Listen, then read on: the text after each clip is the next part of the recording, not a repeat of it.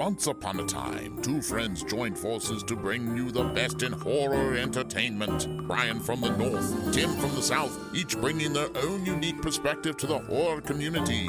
Movie reviews, Blu-ray releases, beer pairings, games, and more. Welcome to your new home for horror. This is Civil Gore. Hey there, everybody. Welcome to the Civil Gore podcast. I'm your host, Tim. And this is Brian.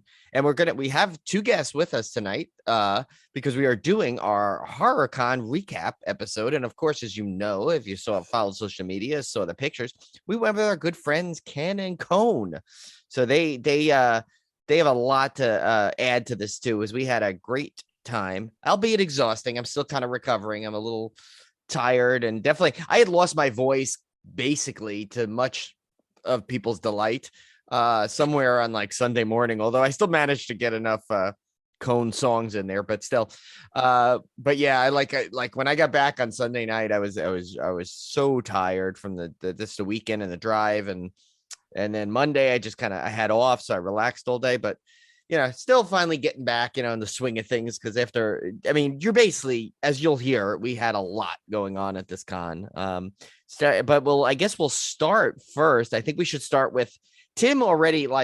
Tim probably, as the con lasted like 3 days for everyone else, it might as well lasted 5 for Tim, because he got off to an auspicious start, which I'll let him describe on his flight. And then I'll tell you about my odyssey at the airport meeting him. Yeah, so we were supposed to get in about 6:15 Thursday night and have a nice, fun dinner and visit with Brian, but the weather had different plans. So my flight left Wilmington 30 minutes late, and we sat on the runway for another 30 minutes doing nothing, waiting for clearance to take off. Finally took off. Turbulence was horrible the entire time. Flew around. I think we circled LaGuardia probably 20 times. Finally got diverted to Baltimore, which I've never been to Maryland, so that was a fun adventure. I got to see the inside of their kind of plain airport. And no offense, there's an Einstein's bagel in there, though, if you venture far enough. So okay, well, yeah, no offense to my Baltimoreans, but my airport's not much to look at either. And Emily's from Baltimore, so you don't want to. Ken already pissed her off enough for this show. You don't want to like. What did I do? I could have been at the plainest gate there. I don't know. I didn't go past the bathroom. Funniest thing, I did tell her you were there. I was like, by the way, Tim's in your old stomping grounds of Baltimore. She goes, what? It's like, why? Yeah, we got stuck there for another hour on the runway. Finally got a window to get back up in the air for more turbulence and air sickness, and then finally landed about 11:30, Brian? Something like that. It was. So while Tim is like flowing around like half the eastern seaboard here, so I did what I normally do. I told Tim, I said, I'm gonna leave because LaGuardia Airport's probably, without traffic, about a half hour from me. I can get there really fast. The weather was bad here too, so it was misty at that point. Though it was definitely planes could land. So I still don't know what. I think Tim had a very nervous pilot or something. I don't know, but yeah. So I hadn't been to LaGuardia since they redid it. They had this $10 billion overhaul of it, and so Tim was going in, I believe, to the new terminal. So I hadn't been there. So I decided, but I gave myself about 35 minutes to get there, which should have been right around the time Tim was arriving, coming out. He was okay with waiting a few minutes. So, and all this time I have his flight on alert to text me things. Well, so I finally I'm at the airport and I cannot find the cell phone lot. So I said, all right, you know what? I'm just going to park. I'll go meet him in there. It's an extra, what are they going to charge me for a half hour parking? Turns out it was free, but that's another for half hour, but that's another story. But so anyway, so I get there, and literally as I pulled in and I'm about to turn my car off and get out and walk into the terminal, I get the alert that Tim is now at BWI. And so for those of you as Tim said, that's Baltimore, Washington International Airport, which is about 4-hour drive away from me. If it was like he got delayed to Newark or something, we could send Cone out to go get him. or if it was JFK, I would just be like reenacting that Seinfeld, and I just drive across and be there in about 25. But no, they had and mind you, there were, Cone will tell you, in our area alone of New York, New Jersey, there's literally like what, 7 airports it could have landed at, Steve, right?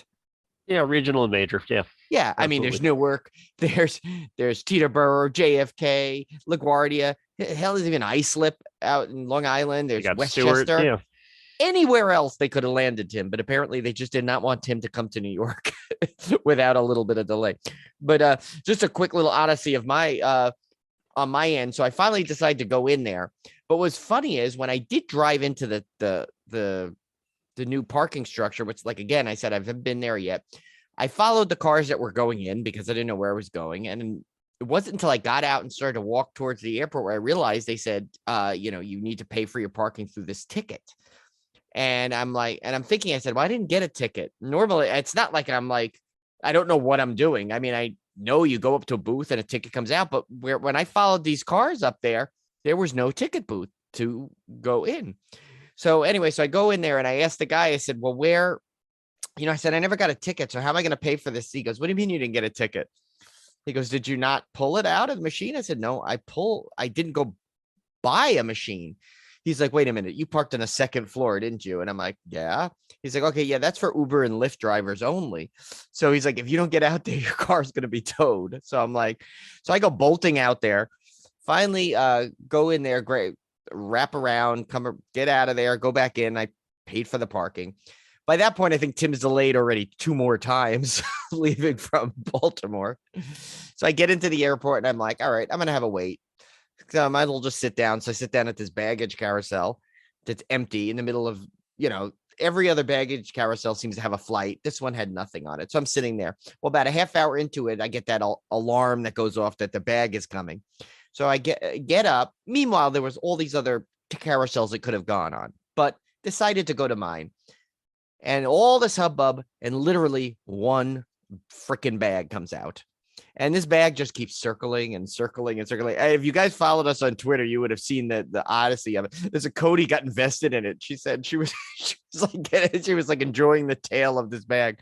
Well, it's still, nobody ever claimed it, which in hindsight, now that's kind of a scary situation, when there's just a random bag sitting there coming out of nowhere with no flight arriving and the bag just decides to come. But at that point, I was so tired. I was just worried about Tim getting in.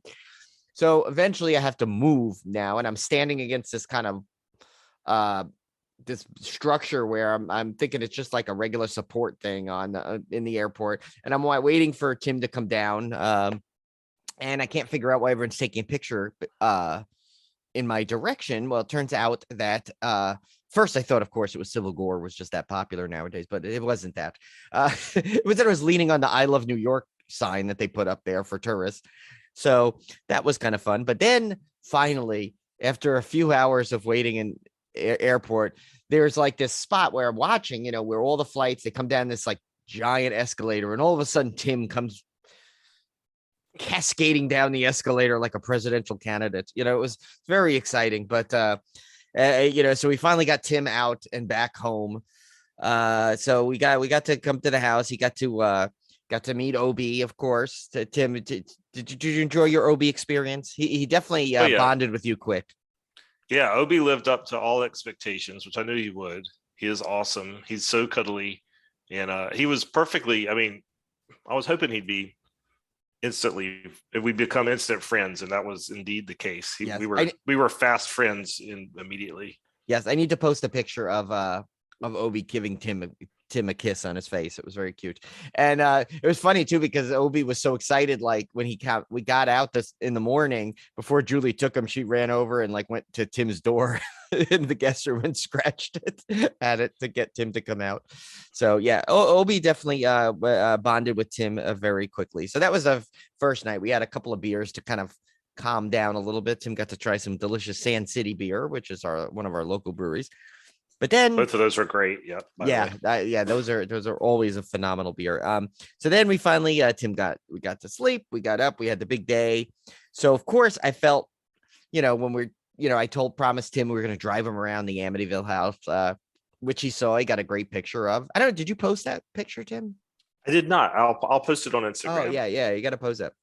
at the risk So- of incurring the wrath of the house owners. Yeah, But yeah. As we- Becky and Galentine told us, there's like roughnecks that come out, but we didn't experience that. we didn't stop. We were at the stop sign, but it was neat. It was neat to see. I mean, I have seen it obviously in, videos and TikToks and stuff. So it was, but it's kind of cool. It's just kind of tucked in this little neighborhood, and there it is. Yeah, very nice houses, by the way, by that neighborhood. So it's Beautiful like- neighborhood. Beautiful neighborhood. Yeah, it's great. But the funniest thing is, so while we were driving through Amityville, of course, Tim's cracking up at anything that's an Amityville something on it, based off our all the crazy movies. And we did come up with our best one yet. It was a combined effort of Tim and I coming up with the best idea for an Amityville movie.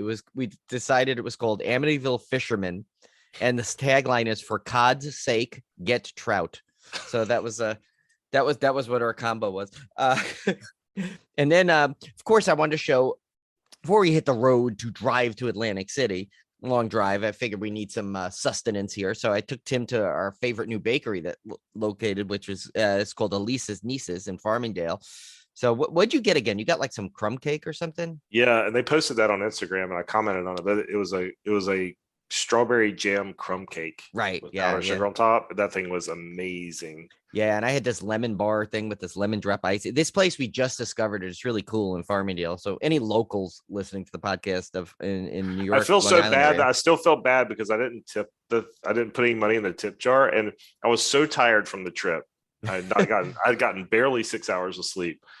And so it was like $4, and I gave her a $5, and she had to like go rummage for change. I should just given her the $5. I don't know what I was thinking, but anyway, That's I still felt bad about that. So I'll if make sure Lisa's nieces is listening, I'll blame it on the yeah. me being exhausted. They might. I'm commenting on there all the time. I talk to them through social media. I know now that I've talked to the owner a couple of times when we're there. So I'll make sure I throw in an extra $1 for you next. Yeah, time. next So time I that's get it. up there, I'll double Yeah. it. And then we got some I had to take Tim to, because Tim's tradition, if you don't know, is to usually he gets like a nice big giant iced coffee for the road, but we just needed some coffee period that day.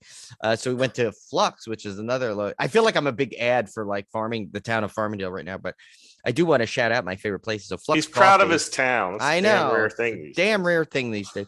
But yeah, no, Flux Coffee is amazing. So Tim, I think, enjoyed his coffee that he got. I got nice iced coffee for the road. So we hit the thing, the travels after that. And of course, Tim got to see the wonderful New York traffic that took us like 2 hours just to get through the one little spot on the Bell Parkway in the The thing I Verrazano. enjoyed the most about that trip was visiting the Bon Jovi Oh, Memorial Rest Stop yes. or whatever that was. Yeah. With Bon Jovi holograms inside. It was the weirdest thing I've ever seen. Yeah, we don't they theme our spent a rest lot. stops. Yeah, they spent a lot of money on that they I don't know, Cone, have you seen it? Because you're in the area. I don't know. Have you seen that Bon Jovi rest stop yet? It's the former Cheesequake one, which you know of well. No, not yet. They just dedicated a few months ago. That one and Judy Bloom and a few others. I know. Springsteen turned down one. Yeah, Judy Bloom has a Shake Shack in it. I can't. That one's crazy though, but yeah, it's but yeah, the Bon Jovi, it was funny because it was a giant like hologram Steve Van Zandt or whatever his name is talking to Tim when we were in there. It was so weird. It was Yeah. yeah. Okay, But, whatever. New Jersey. What can I Yeah. say? What do you say? That's like produced Cone. I mean, so there's some good things. But yeah, so that was really it was an eventful drive, actually. At least that was it. We stopped, grabbed some food and the bathroom, and headed over. And then we got to meet our good friend Ken at the Showboat. It was pretty darn good timing, I must say. We got Yeah, kind of all arrived at the same time. Yeah, Ken being his military background, man, he's like, I should be arriving right at 3:30, and that's when he did. I swear. Ken, Oh, dark 30. yeah. I'll be there. I can't help. I know how to plan this, guys. My bad. Yeah, but the thing is, you had to go through New York and New Jersey. Even like Magellan could not plan that through that way. I mean, well, I I don't was know a how you did navigator it. once. I'm telling you, man. I love you saying that this was such a rough ride for you. Such a long trip, since mine was almost twice as long this year. Well, I'm including Tim's like Odyssey from the night before too. Made it I longer. can't match that. Definitely not. I didn't get to stop by the Bon Jovi rest stop, although I totally would have. I've seen him in real life, but never as a hologram. And I can't believe you mentioned Steve Van Zandt as if you don't know who he is. No, I couldn't remember if that was who the hologram was. Oh, okay, got it. Yeah, I couldn't Maybe from remember that which area of the hologram country. was like cycling through. That's what I There's meant. so many holograms, you can't keep them apart. Yeah, I you mean, know, if Julie Bloom has a Shake Shack, then I mean, is that a coincidence? I think not. That's a good band name, Judy Bloom's Shake Shack. I does, Like right? it. That's Yeah. that sounds like I feel like the thing like at the end of the Grease with the carnival, the shack that they were in, like that's what that would be like. Judy Bloom Shake Shack. And I will have to say, Ken's gonna hate this one, Ken, but I saw the fact that like I know what he paid for parking, and like our guy like totally like I ended up paying like it was weird. It appeared on the statement as two $15 charges because I guess he did it by day instead of just one charge of 30. Yeah, I But got ripped off, man. I mean, yeah, the hotel advertised the appropriate price. They said valet parking was $30 a night. That was not a lie. But I looked at my app to recall my car the first day, and it said charge $0. And I say, hey, great, no worries. It stayed that way the entire time I was there. And when I got the bill, there was three $30 charges on there. So that's where they note get to you. self. That's No where they more get valet you. parking. No more Mr. Fancy Pants. Shoot, you could have had another night's room almost at that price. But Not but after yeah. all the taxes. You guys have some insane taxes up there. I mean, you got, state tax and federal tax and luxury tax and I don't know, Shake Shack tax. How there else are you probably going to is. put a There's seven hologram in a different- rest area? Yeah, there's Yeah, a you gotta pay for hologram those tax now. Fair enough. Plus the full service gas station, somebody has to pay for them, as Tim pointed out, right? That has to be off of those taxes. Yeah. Well, Cone could answer this. New Jersey used to have some insanely low gas prices. Like people in New York would actually like travel over to Jersey to get the gas. But now I guess they started taxing gas at a normal rate there, right? Right. Yeah, they've upped the taxes, but you still get no tax on clothing. So people still cross the New York border for that. See, so there's still a reason to come to Jersey, except on Sunday in Bergen County. But yeah, so so I guess yeah, all those holograms cost money. So I guess the Cone taxpayers need to foot the bill. But now everyone's like, okay, really, this is the con preview. You've done nothing but travel and eat. So like, what's going on? But yeah, no. So now we met with Ken, and we pretty much I think I went upstairs. I guess I checked in and put my stuff upstairs. We went in, and then we finally went into the con, right? I guess that's when for that one. It was I think it was a cold open. We weren't con ready. Yeah. I think we had been 2 years off. We were kind of out of rhythm. So I think we did just kind of like a big first pass. We didn't talk to anybody. We were kind of a little hesitant. But I think the first celebrity we met was Felissa Rose, because that was one of our top priorities. And yeah, she was amazing as always. Yeah, she was always great. She came out and gave her patented Felissa Rose hug to everybody. She told us she would duet with us at karaoke, but she didn't. But that's probably a better thing. I don't think we were at that point. Karaoke, I don't think could have handled any more awesomeness at that point, which we'll get to. They were not ready for us. I'll just say that they were not ready. No. Yeah, Cone and his 3 cherry whiskey sours. Which we'll get to that. We'll get to it. Yeah, we'll get to that too. But yeah, that first night we kind of like it was weird. Like Tim's right. I felt like there's this like confusion or something. I guess we were like still walking around. We still were like it was the first time we had been back at something like this in years. So it's like it took a little bit of getting used to. We did stop by our good friends over there, Tony and Lori at Ghost Girl Greetings. Of course, they were one of our first stops. We wanted to make sure to find them because we met them at the last New Jersey Horror. And it's funny. I think now that I think about it, they were the only vendors that were there that first time that were there again this time. It was a whole on Deadly Grounds too, I guess, but most of them were not there, and it was right. kind of weird. But it was great to see them. Because of course we always we've had them on the show, we've always talked to them on social media, and they always have such great stuff, and it's great seeing them again, just in general, to see some old con friends, to be able to to catch up a little bit. And I think I bought one thing that night just to kind of break the ice. I got that little Amityville house magnet that they make, where they draw the Amityville house, of course, which is very appropriate. They are super sweet, and I loved seeing them again. That was awesome. Yeah, they are just. I mean, not only one. do they have great stuff, but they're like the 2 of the nicest people you'll meet. So Yeah, I don't know if people have heard the previous episodes. You guys have talked about them before, and I looked at their stuff based on your reviews online in the past. But like you said, they're just great human beings. They were fantastic to talk to, and I have to comment on meeting Felissa Rose. Thanks to you Oh guys. yeah, that's right. We cut Ken off with that. I No, forgot. that's okay. I'm giving it the con virgin, first time meeting all these people kind of view, and she was tremendous. You guys said A, she was super friendly and down to earth, and B, she gave great hugs, and you didn't disappoint at either point. She was a wonderful person, and she immediately treats you as if she's known you her whole life, and it's genuine. You can tell the actual human being underneath all that. So it's great to meet that kind of horror icon that has that kind of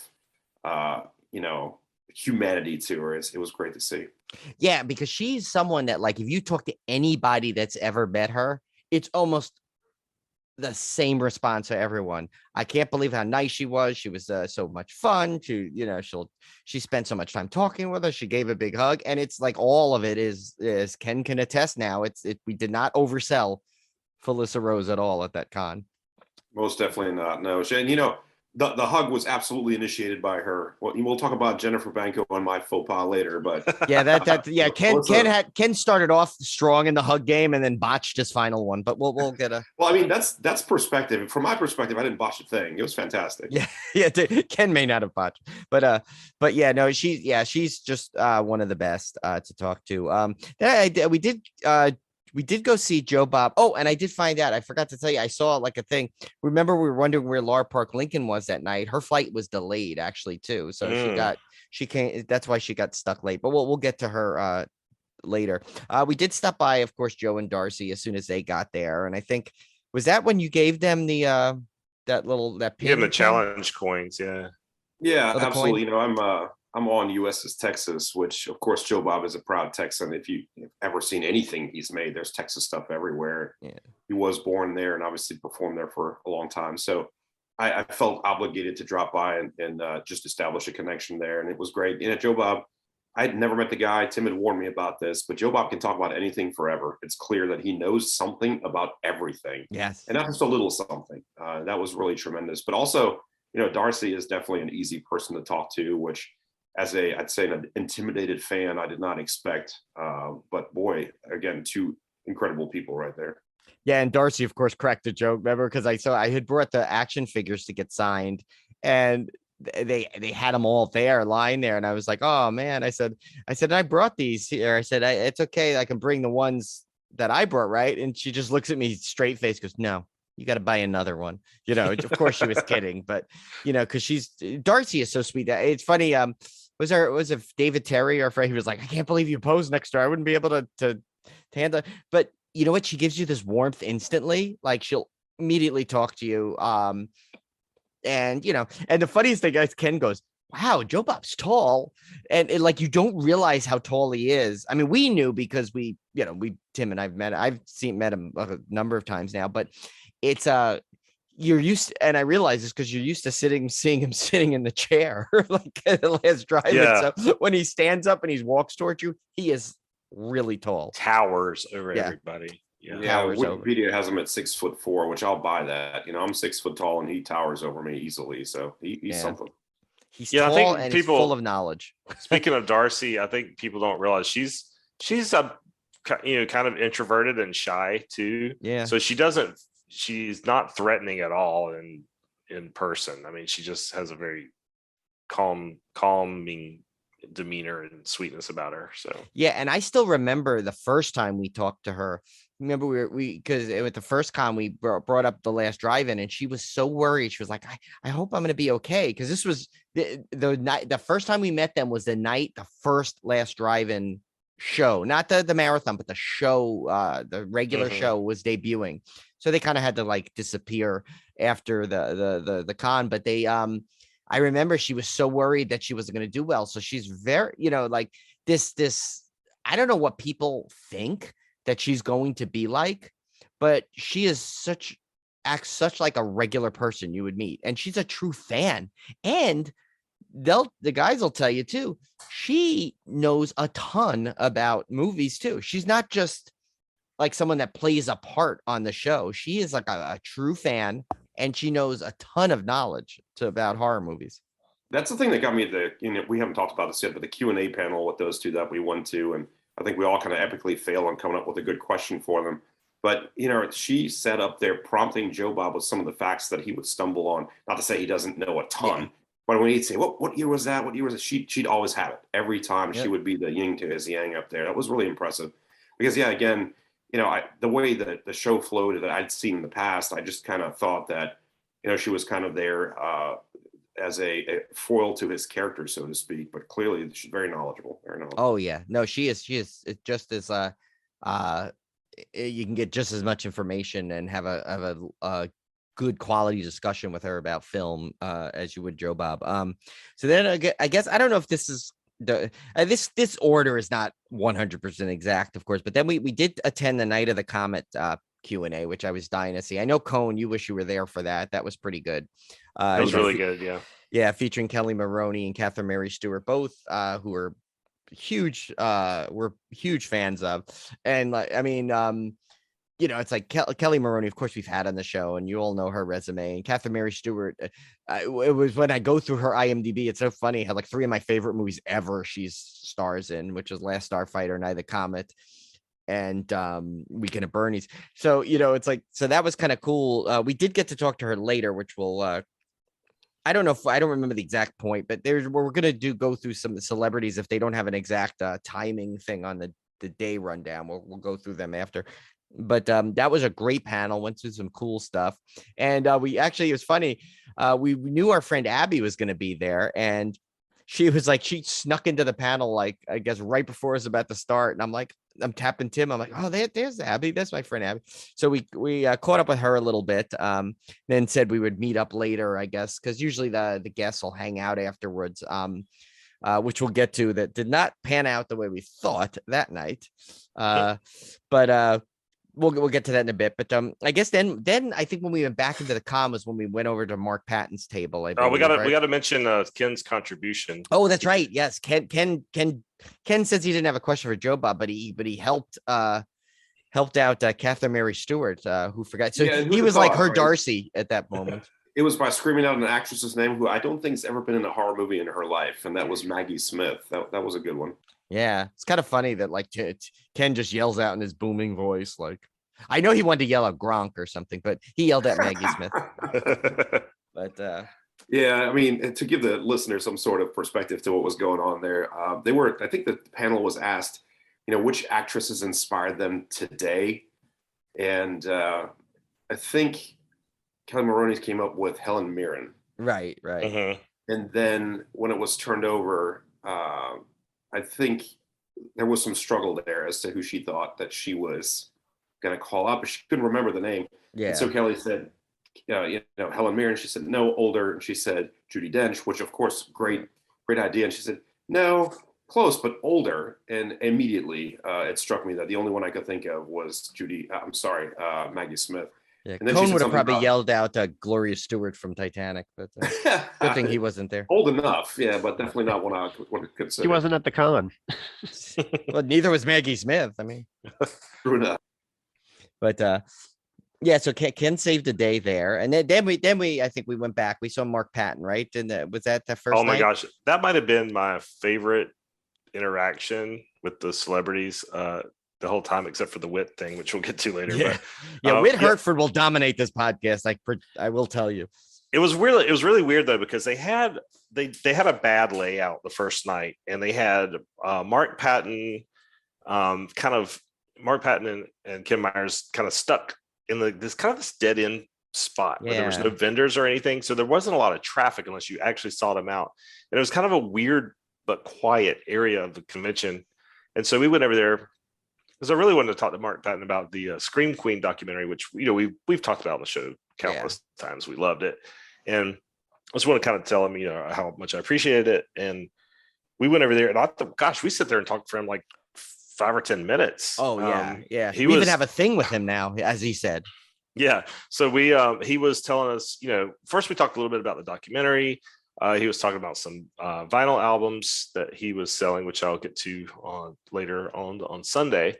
And he was, he was very soft spoken. It's Yeah. kind of hard to hear, but he just sat there and talked about, the documentary and some hilarious stories about his Yeah. upcoming project, which I don't remember all the details of, but I can't wait to see it. But talking about kind of the artistic freedom he was given in that project, and he was cracking us all up. Yeah, he was But funny.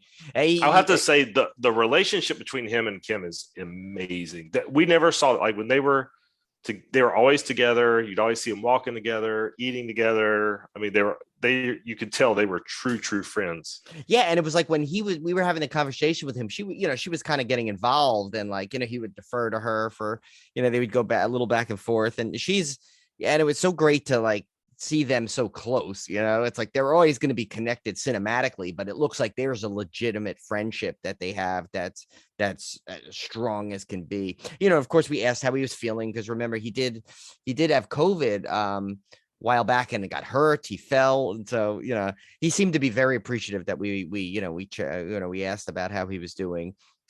And yeah, he's literally one of the nicest people you could possibly ever meet at this con. I mean, we might be saying that a lot, but he, he's someone that like is so just gracious to and enthusiastic about chatting with his fans about whatever you want to talk to, and it's just so great I'll let Ken see. chime in on his experience with that.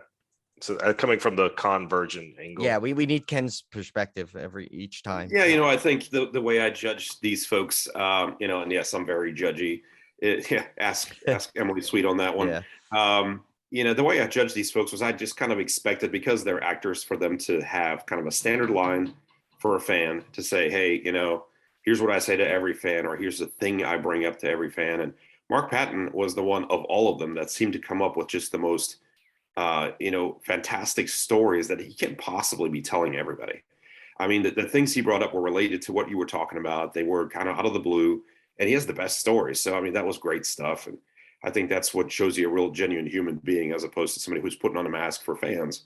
And I just didn't get a mask from that one. We talked to him not just that day. I think we talked to him twice more after that.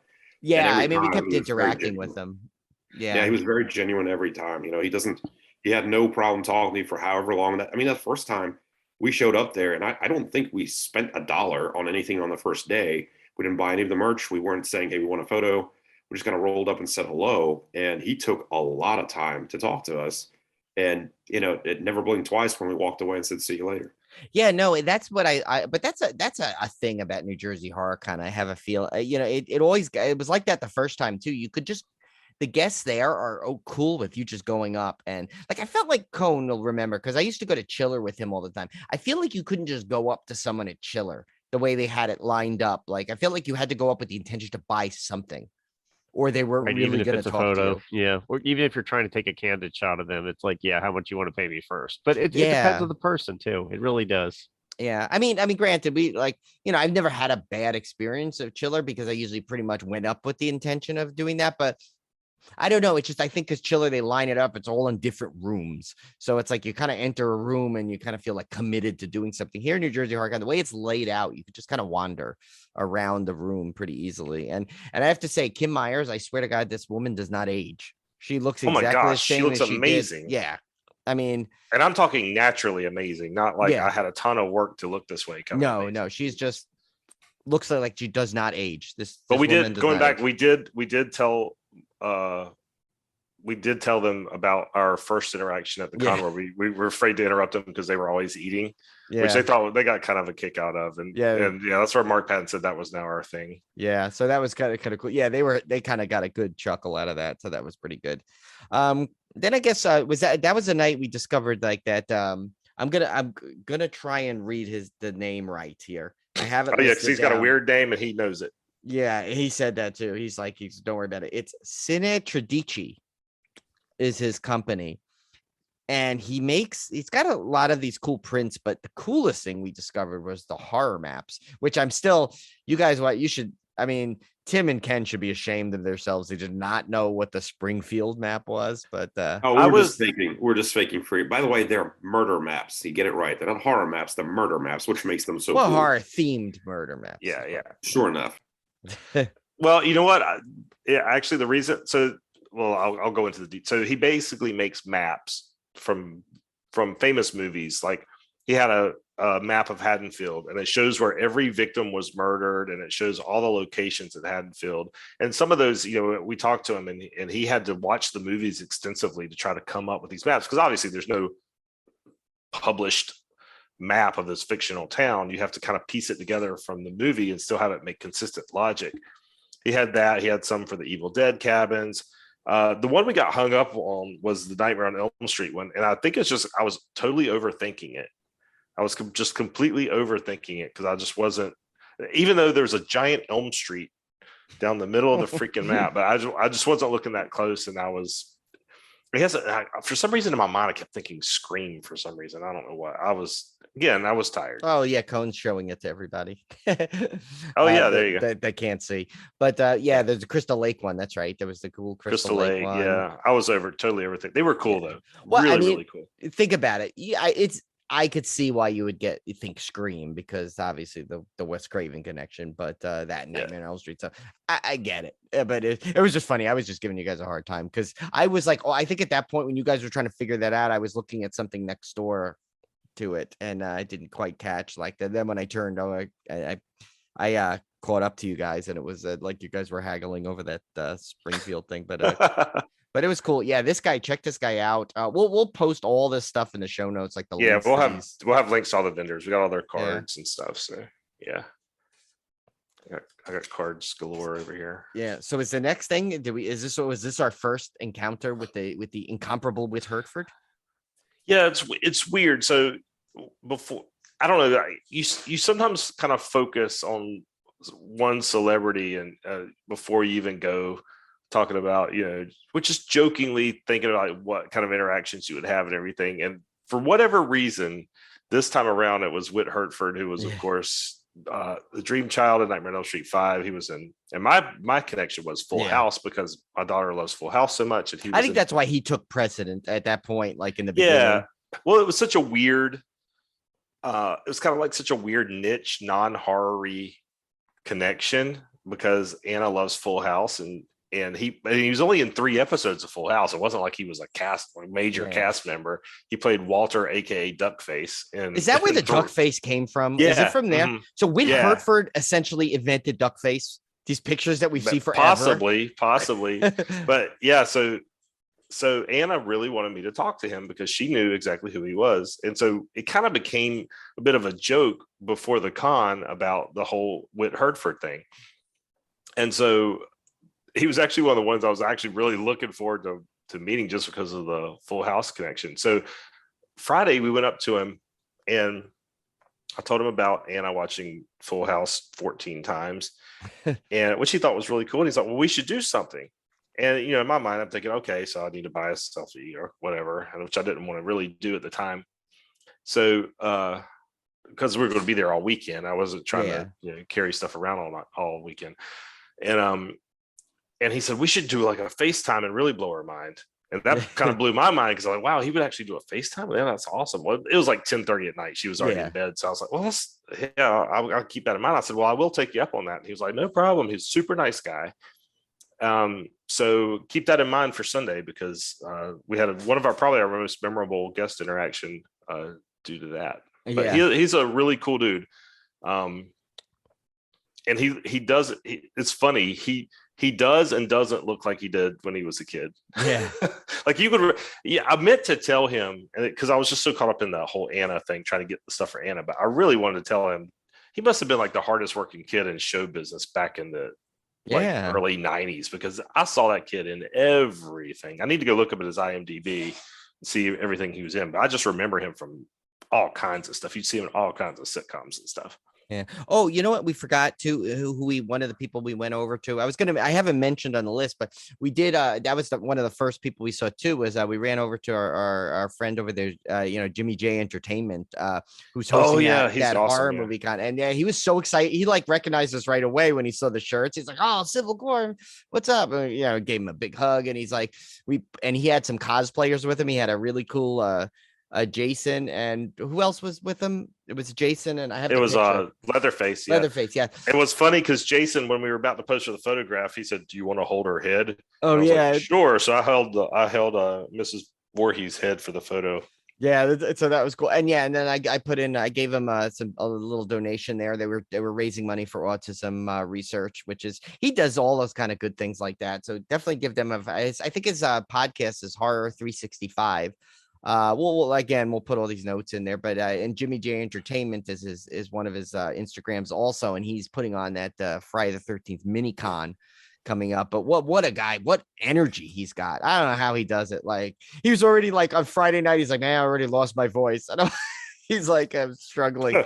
But what a nice guy, and what a enthusiastic horror fan. He told us all about, the con that he's working on now. I mean, oh my God, the fact that what he's pulled together for that Friday the 13th mini con. I mean, he's got some great guests there, of course, including our favorite Lauren Marie Taylor will be there. Still trying to see if maybe I could swing it to go. Maybe I'll pick Cone up on the way and we'll head out there. But yeah, what could go wrong? Yeah, right. What could go wrong? Cone Street's back tonight. That's what it'll be.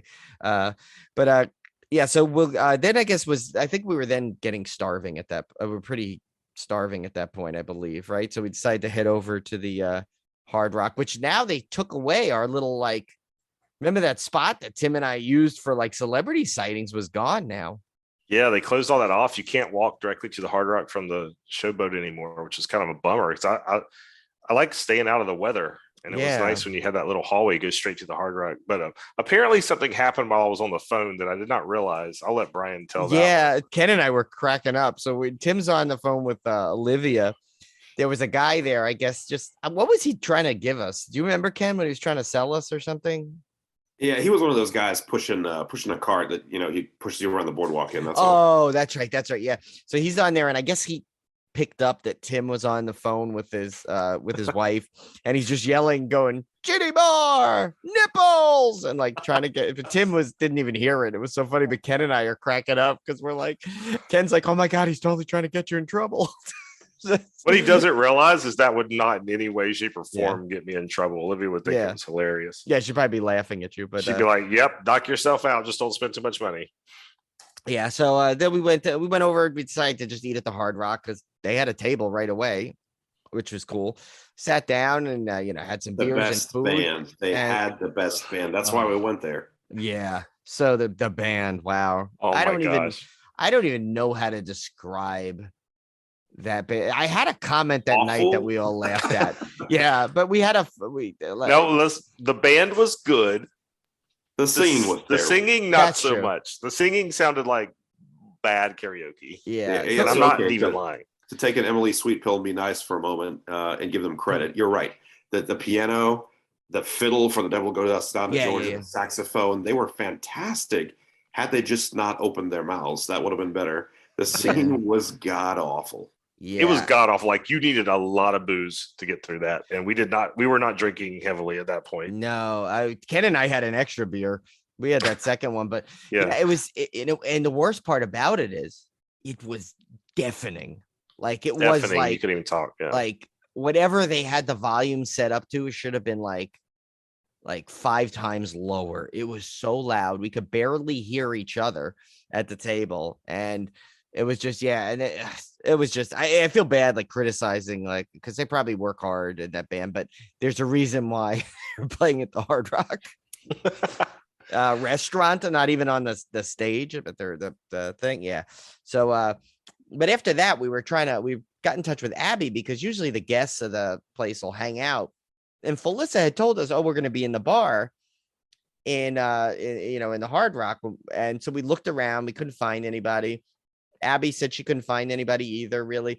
Then it's funny, we did see Whit go through there, didn't we? Was that the night we saw Whit go through? He went somewhere. Yeah. We thought we might follow him to get a clue where everybody else was, but I think he went for the noodle bar. Yeah, I think he might have went to Tim's noodle bar. And it wasn't a case of Felissa just telling us she was going to be at the Hard Rock so she could go somewhere else, because Abby would have known where everybody was. Oh yeah, no, Abby knows everybody. Abby's like, literally, she's like the queen of the con there. They all know her, and she knows them. So yeah, No, everyone was kind of looking for them. I think they just went in early. They had a long night the night before, from what we heard. But the funniest was when there was this one bar that literally was like packed with people. You couldn't see anything. So Ken just all of a sudden just darts in at full speed, like goes into this crowd, disappears, and just emerges out the other side. Nope, they're not there. He went into full military mission mode. Yeah. It was hilarious. Well, I mean, you guys were standing there like bumps on a log, and I knew there was a guy there holding the rope and everything. I figured if we just dart in with confidence, they'll think we belong, and it worked. I know they sure as hell weren't there. Yeah, but yeah, so that ended up being kind of we still managed to end up going to bed somehow at like 1:30 or 2 in the morning somehow. I don't know how we did, like we don't know what we were at one point. I think we were just sitting there chilling with Abby. We were all like kind of like too tired to move. We are just kind of hanging out, hoping that someone would walk by. I don't know what we were thinking, but definitely that probably could have ended that night a little sooner, which would have given us some more energy for the next day. You can say that, but I'll tell you that for me, and I don't know about Tim, but for me, it was still very fun to the Oh, end there. yeah. I was meeting new people. I didn't know Abby. I didn't know any of her friends.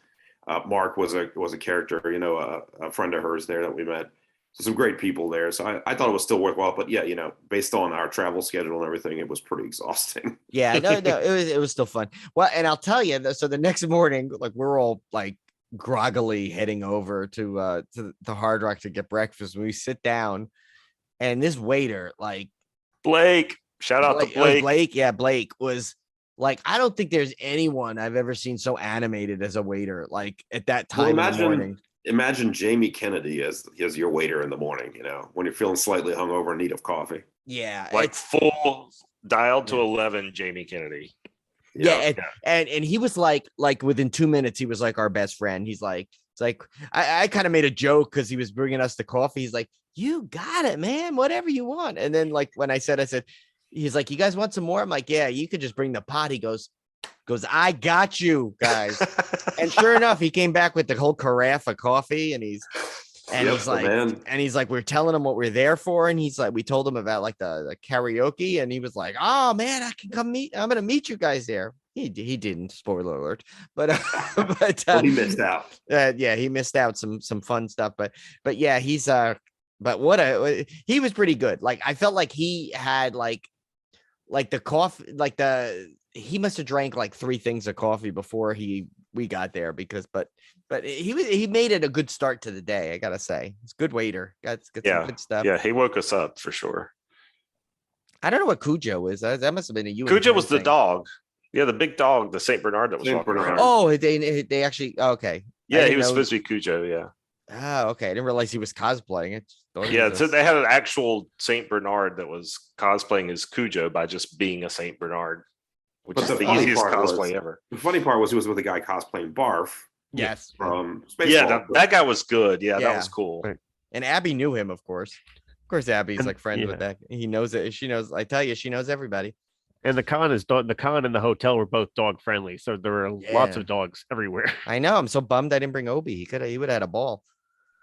Then a funny moment, which I needed to post this picture. I got to post it. Actually, it was Jason was like this. There was a guy, total full on Jason costume, checking into part his room 7 with the showboat. Yeah, the part 7 with the spine and the back showing. Yeah.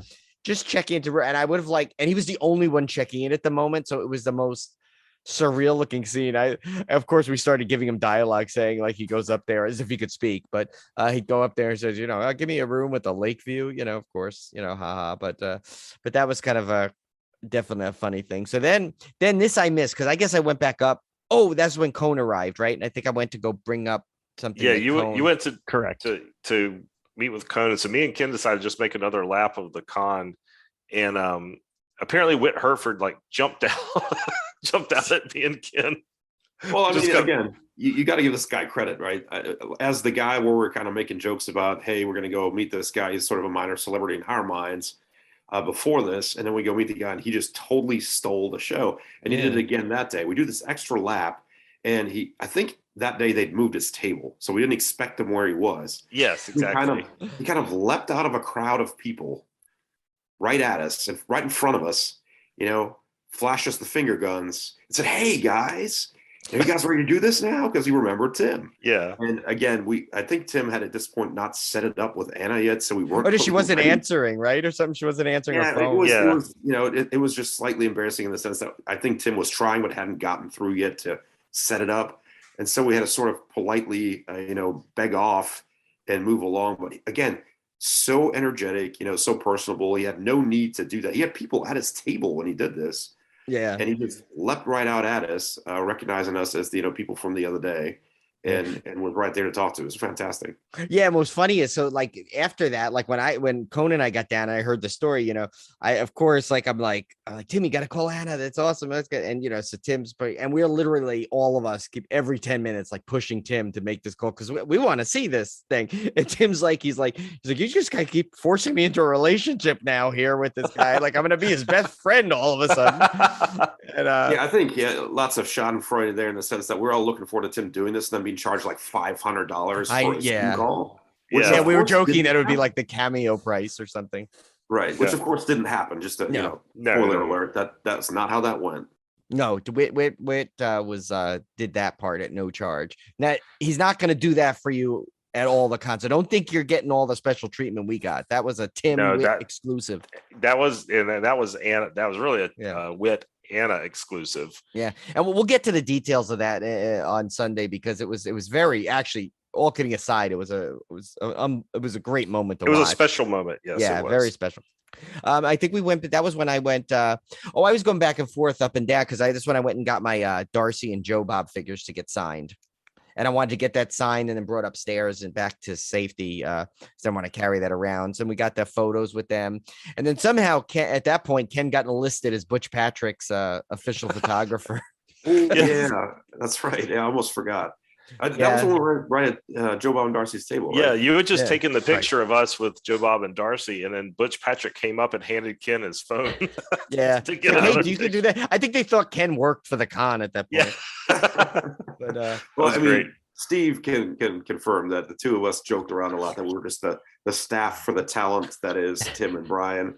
So we were the Wranglers handlers. Yeah, that's right. Exactly, the handlers. And they said talent with a straight face, which I still can't figure out how they did. But there was a running joke the entire con that Ken and Cone were the help and were opening doors for the talent, which we exploited at every opportunity. Oh, of course. I mean, listen, I hold doors open for everybody, so it's nice that someone did it for me. So I appreciate that, you guys. To be fair, Brian is also accident prone. So if anytime we can eliminate a threat, we do it. That is true. We're a little worried about it. I think I was pretty good this time. Were there any incidents? I mean, I did have trouble going from carpet to floor. I would always kind of stumble, but it was a stumble. It wasn't a full-on head-first crash, which is an improvement over normal trips. So the boardwalk was not without incident. The boardwalk was not without incident. There were some stumbles and trips there as well that I was a little concerned. You fell into me out there. You don't remember that? Oh, I did that time. Yeah, it's hard walking on wood that's uneven. I don't, But, and now that I think about it, we didn't really get to talk to Butch as much, other than a couple of hellos and. I kept meaning to go over there, and we just kind of go past. I get distracted by Dragula, and I know Dragula was there, and it kind of shaded his spot a little bit, so you could only not see him sometimes. Plus, he was by the Twisted Sister guys, and so it was like he was in an awkward spot because Dragula took your eye away from where his table was. It was the far back corner. But Anna didn't want to FaceTime with Dragula anyway, so no, so that was he was going to lose out for there. Then I guess this was another one that I guess Cone and I were still. I guess we were still down there looking around, and when you guys nearly met your demise in the elevator or something, I don't know. You guys have to tell this story.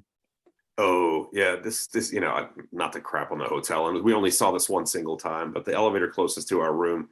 As Tim and I walked out to come back downstairs, I think we dropped something off. The pickles. We need to talk about that. Oh yeah, talk about the pickles. We dropped off some heavy cargo, a couple of jars of pickles up in our room, and as we came out, we called this elevator, and it sounded like it was going to murder us. I mean, it sounded like it was coming down, which is impossible because that elevator didn't go any higher than our floor, and it was just banging away in there, vibrating like crazy. It sounded like we were going to die if we got in. So we passed on that one, and we used the other set of elevators That was another hole or two over. For the rest of the entire trip, we would Yeah, not go into that making us elevator. go like now, like well, Conan and I eventually just exercised the demons and decided to try it again because we got sick of walking like across the hotel through those doors. I'd say that was an extra 10 steps. I don't know about yeah. cross though. But also, Brian can't find his way through a hotel at all the entire weekend. Well, it's because I did find it when we were going through the normal elevator, but since Ken and Tim rerouted me, I got confused. So plus we were drinking a lot by those other times we went back in. Then so I don't know if this is true, Ken. Is it true that like Tim was trying to FaceTime Whit Hertford from the elevator in case that was the last chance he had? Is that true? I can neither confirm nor deny that. Okay, we'll have to check the video of that. But oh yeah, so then we got our first one of the people we definitely wanted to see. We wanted to see Lara Park Lincoln and Jennifer Banco. Of course, Jennifer Banco played young Tina and in Friday the 13th Part 7, and Lara Park played the I guess normal age Tina in that. Normal age kids are not normal age. Well, yeah, no, but so we definitely wanted to see there, but we definitely wanted to meet Jennifer Banco because she was someone we'd never really I guess just started kind of doing cons not too long ago. So she was also in Leatherface, Texas Chainsaw Massacre 3, Barbed Wire. So she was someone we wanted to meet. So, but we didn't really. It was funny every time we went over there. Our original goal was to try and get a picture because we got a picture this way with Catherine Mary Stewart and Kelly Maroney, where we got each a selfie from them but then got them together for a picture. So we wanted to do the same thing, but if we went over to Jennifer Banker's table, Lara Park was either crowded or not there, and vice versa. It was like we could never get them together. We eventually, spoiler alert, again, gave up and just got them separate photos. But either way, so we wanted to check out their panel, and it was good. And we totally like got the first true experience of Jennifer Banco, who is like basically like, remember how we described a waiter full of energy and how crazy it was? Just imagine that times 1,000. Jennifer Banco had to be one of the most energetic and lively people I've ever met. Yeah, she's kind of Felissa Rose level energy. Yeah. But it's a good comparison because she's also overflowing with love for everybody. Yeah. She was absolutely lovely. She was one of those people that had nothing bad to say about anybody. Just continuously overflowing with kindness. It was amazing. Yeah, and she would the same thing where she like spent the time. Like I remember we were waiting online for her picture towards the end there. She was even like her handler was saying, "I'm sorry, she just likes to talk to everyone." I said, "Are you kidding? That's what makes these cons for people. I would never begrudge a guest for spending time with someone ahead of me. It's not their fault that we got online late." It's like, yeah, I was watching her interaction with the guy in front of us, and she was asking him where he came from. I mean, she seemed genuinely interested in every fan that came up to the table, which I thought was really cool. Yeah. And then so that was a great panel. We told some funny stories and it's funny, one of the themes was that nobody remembers meeting Jenna Banco, which was kind of funny. And she's like, she was like, "You guys always say you don't remember this," but her stories were so like vividly told, there's no way they didn't happen. So it's like, I think it's just if you think about it as a kid, if something happens to you, like that memory kind of stays with you. Yeah. Sometimes stay with you a lifetime. But if you're an adult, you don't remember the kids. Yeah. The stuff that happened with the kids, you don't care at the time. Like 20 years later or something, when Anna's going to cons and meeting Whit Hertford and say exactly, she's going to say, "Remember that time?" And he won't remember, but you can't take offense. I think I kind of understood it because as a kid, those memories are much more things that do not impress themselves upon an adult's memory can just sear into your brain for the rest of your life. Whereas they're like, I have no clue what you're talking about. Yeah. But yeah, that was a fun panel because that was really great stories. We took a break at one point and went to the they basically made this massive, and I mean massive, arcade out of like half the showboat floor. So I know you guys are like big pinball guys, so I'll let you take this one, some of the stuff that you guys played and saw. Well, I'll let Steve elaborate on some of his pinball table. I just wanted to say that it was very reasonable. Like it wasn't like $1 a game pinball. You could go get a card. I got a $25 card and I played off that thing for 2 days because the pinball tables I think were like 10 credits and I had like something crazy like That's like 2,000 credits. It's Yeah, coming. That's it's like 20 cents a game, kind of. I think about equal to, right? yeah, I think it was Yeah. about 20 cents a game, which was amazing because I mean and they had a whole variety. They had more modern pinball tables. They had some really old classic ones. And those were only like 5 credits if you wanted to play those. Some of them were not working. You had to kind of pick and choose, but a lot of really, really fun tables that I had never played before. And my absolute favorite, Attack on Mars, which is my favorite table of all time. What was the game? Was it the Star Wars game? Conan and I were cracking up because they literally like had the game on and running, but with a thing that said do not work, and literally the controller was missing. But they It was just the for Star Wars arcade game. Yeah, Yeah, but they for fused like a plaque over where the controller should have been, just a plate. Yeah, but had the game on. It was weird. And there was that other game where was it like Vanguard or some another old 80s game where it literally is just scrambled. Actually, Brian was traumatized. There was a video game where you were shooting zombies with an actual water gun, which contributed to him having a nightmare that actual night. Yes. Brian? It was cool though. How cool was- was that? It was an actual water shooting at a Yeah. screen, which is weird. Yeah, I was no, yeah, kind of bummed. I did have a the- bizarre dream that night that was inspired by that, but yeah. Yeah, I was bummed the Ghostbusters game, ping pong game didn't work. There's a Ghostbusters game where you shoot ping pongs at the ghost, ping Yeah. pong balls at the ghost, and it was not working, unfortunately. Yeah, But you there- did play the beer pong game.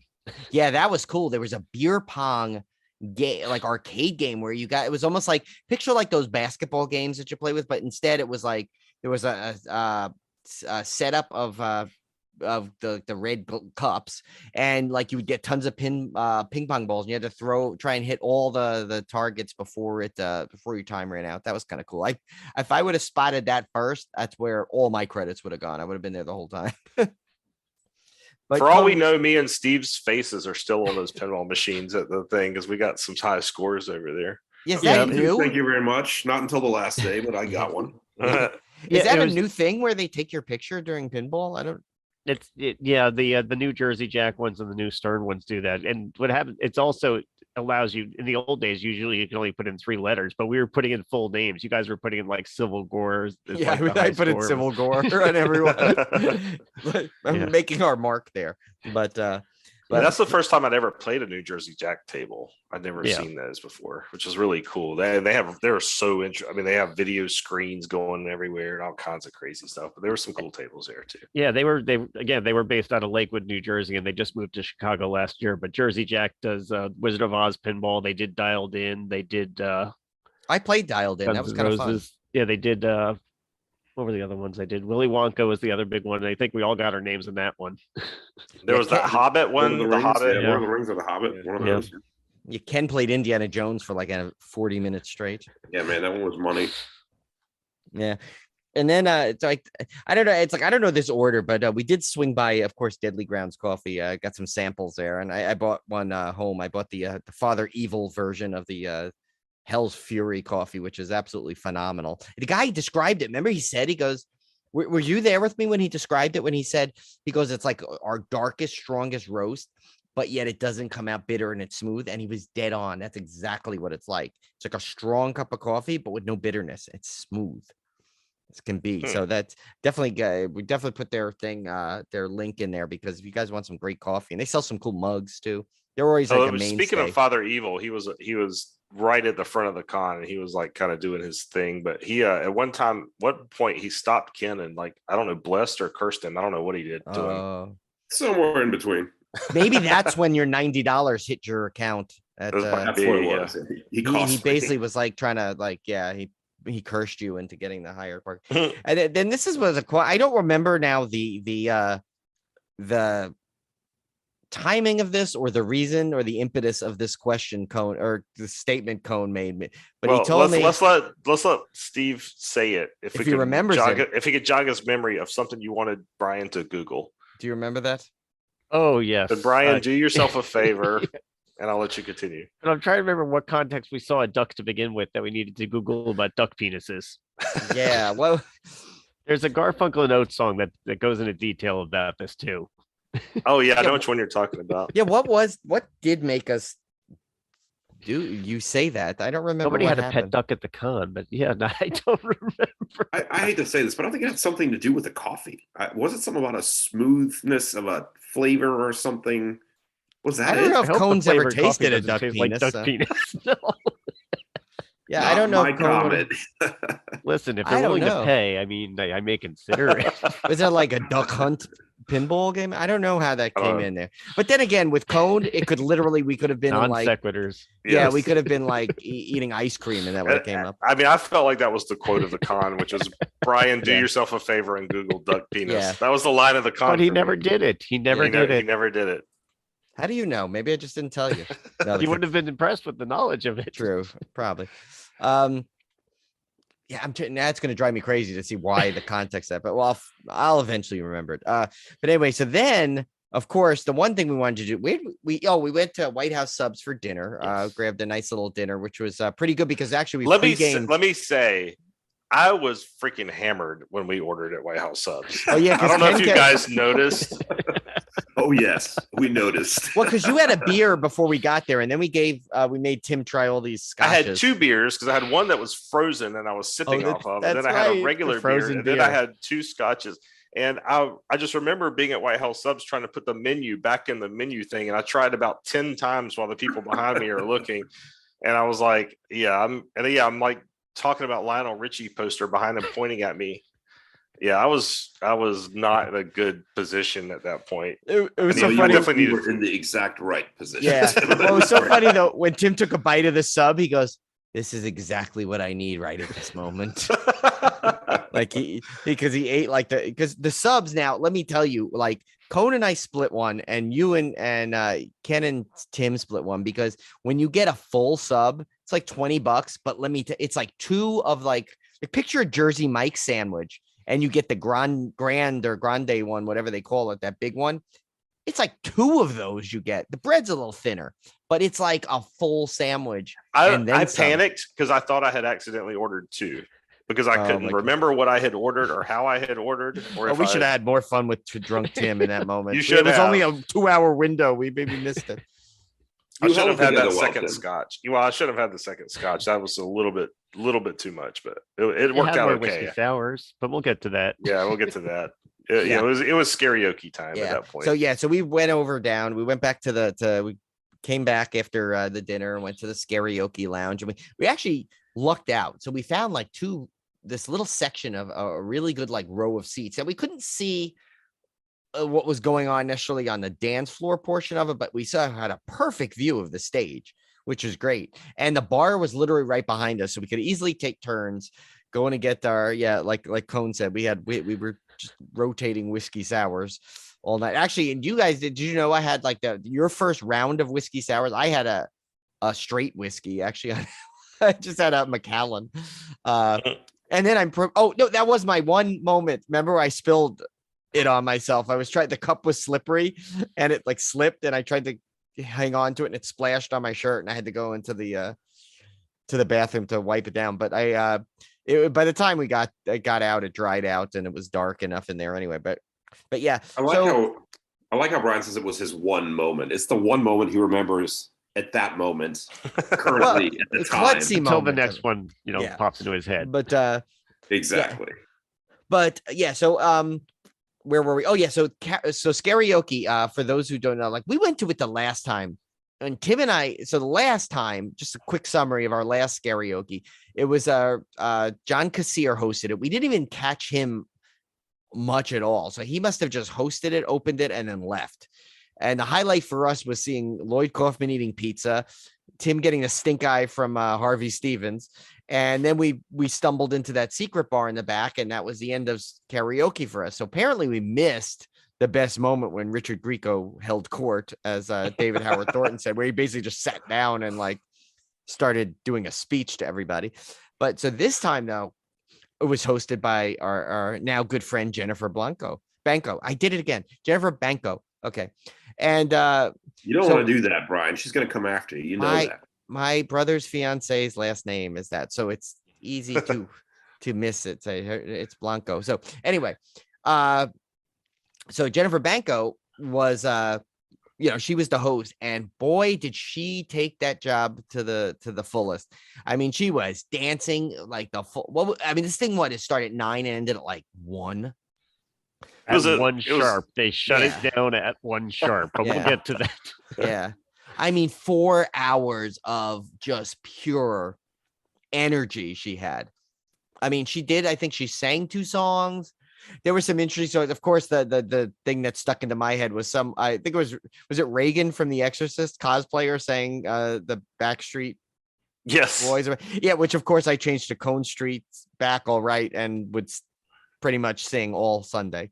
For some reason, the entire of all the week, songs, you're still doing it. I am. Not gonna lie, I sang it right before the show. But so that was thing. But like there was some, I mean, the hilarity of that, and like every time Jennifer Banco introduced someone, she would do this whole routine like whoa, whoa, whoa, whoa, whoa, and like it was so entertaining. Like, and then we Abby came by, and like we got to see Abby again, hanging out. So it was really cool. But of course, I'm gonna let Tim have this is his best friend now.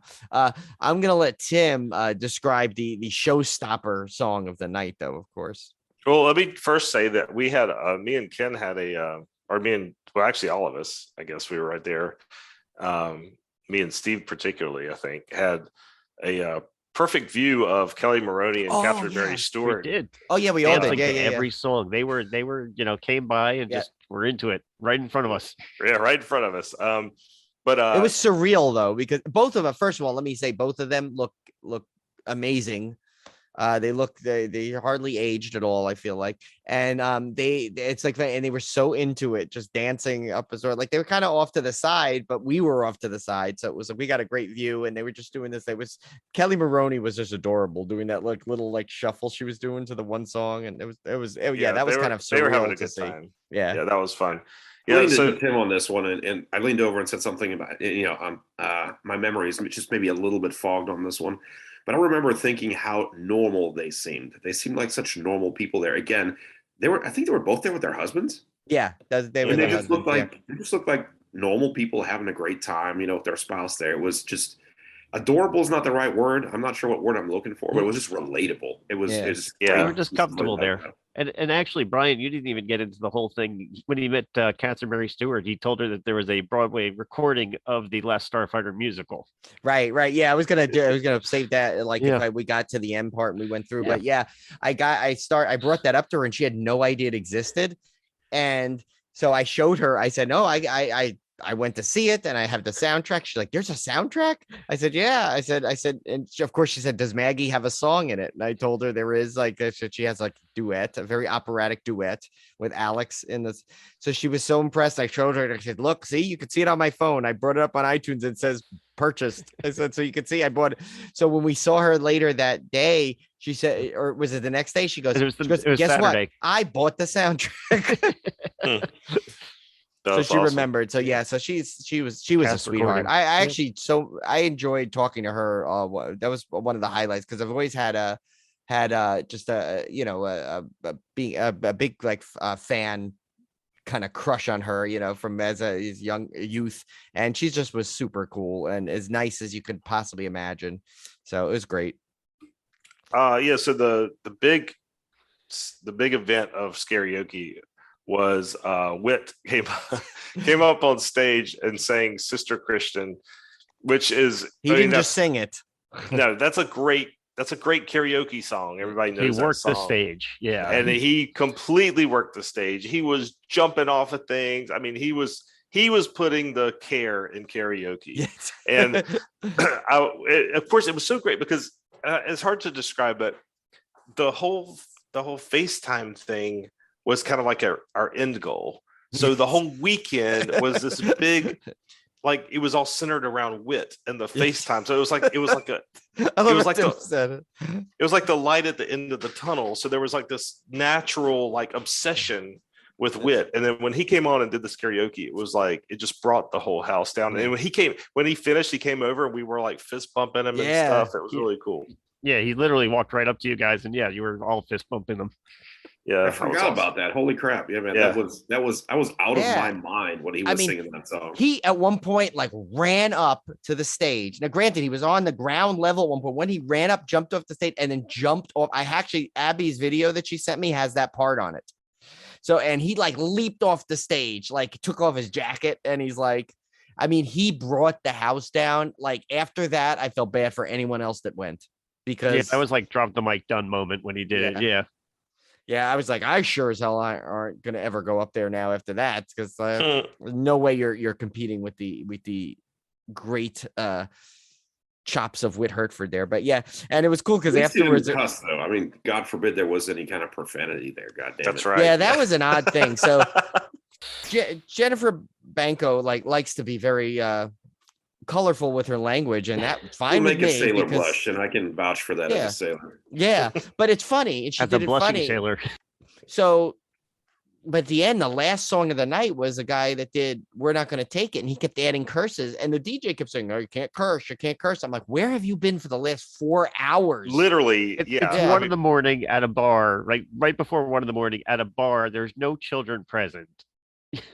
Yeah, And you've been cussing like a Scorsese movie for 4 hours. yeah. But now this one guy, I'm convinced there was something more to that. Like there was against this guy in particular, because when he got Something. It called was up, weird. there was like some murmurs. I don't know who it was, but anyway. Oh yeah, that's right. There too. There was one. Michael Myers went up. No, it wasn't Michael Myers. It was they did the Grease thing, but the Michael that Myers. was Michael Myers. It was Oh, Tony was it? Moran. Duet. It was Yeah. yeah. It was Oh, Tony that's right. It was Moran. Tony Moran. And what was funny about that, if you guys recall, one of the sketches Tim and I did for I think it was the Valentine's Day Kill Tell Records sketch, Yeah. where we had Michael Myers and Laurie Strode singing that exact duet. So Tim and I were Yeah. just cracking up because we're like, oh my God, they totally stole our sketch.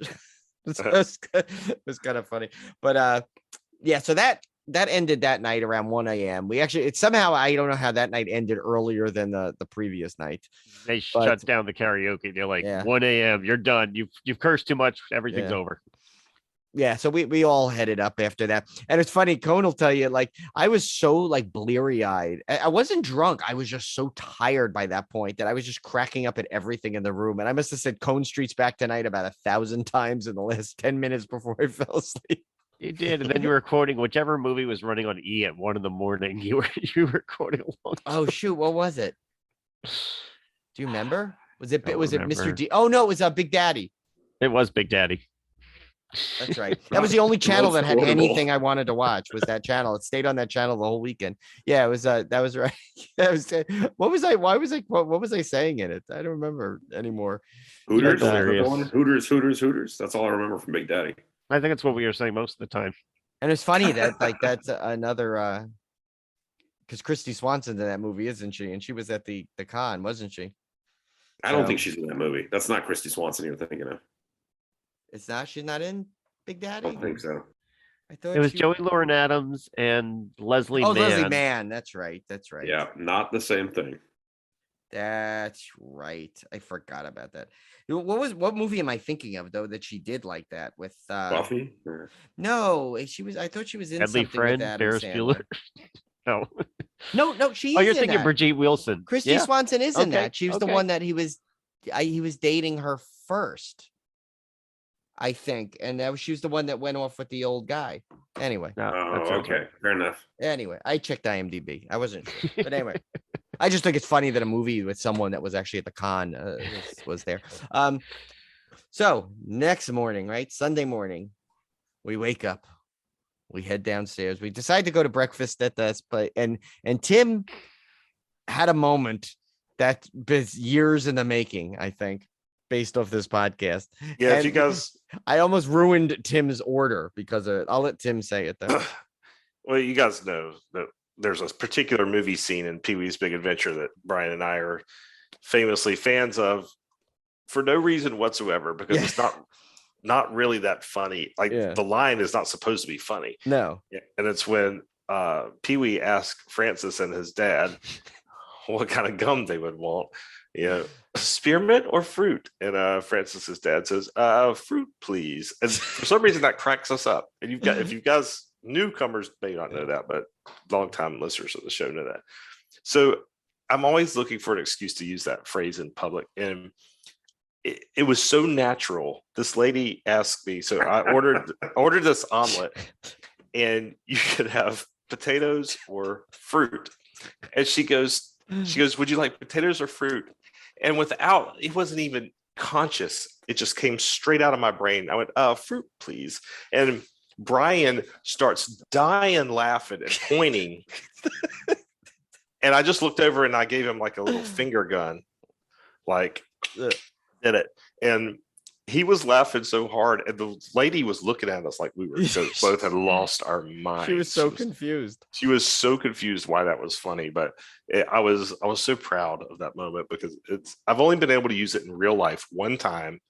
And it was with the kids at my house where nobody could have appreciated it. So to be able to pull it off in public with a complete stranger was just superb. Yeah, it was well done. And of course that was I couldn't stop laughing because literally like poor Tim was trying to finish his order and this woman is like I think she like didn't know if he really did want fruit and that's why I was laughing. We don't know what was going on, but poor lady.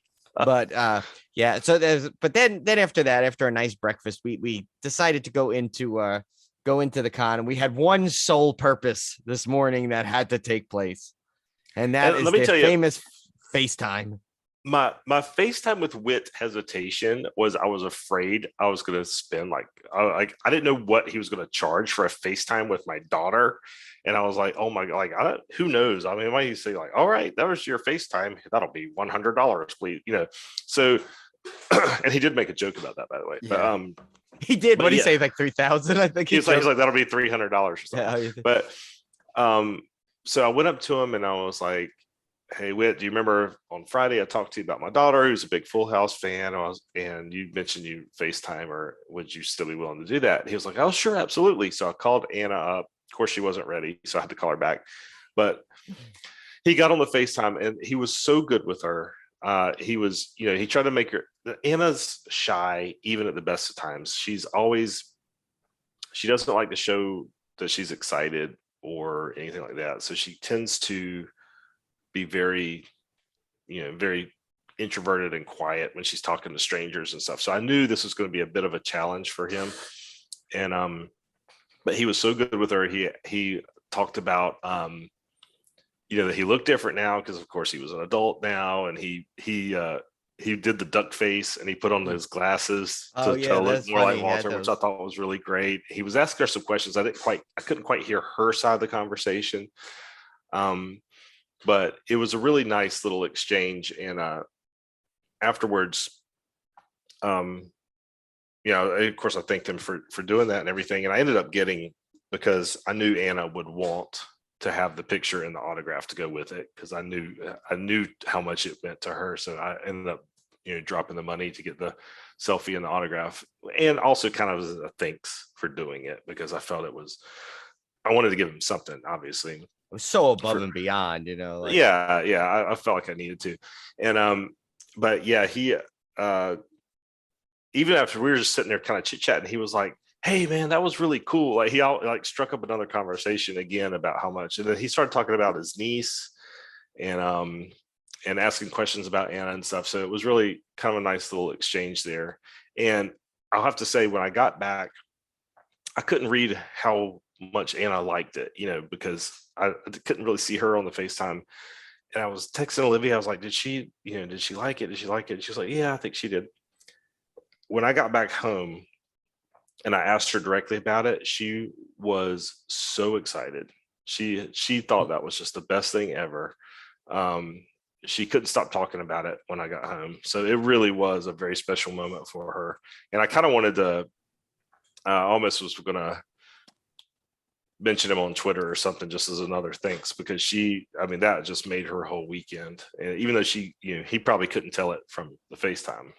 Well, he did. She was saying something to him. Remember, he's like, wow, tough crowd. Because I guess he asked her something like if he should end up with Stephanie. Yeah.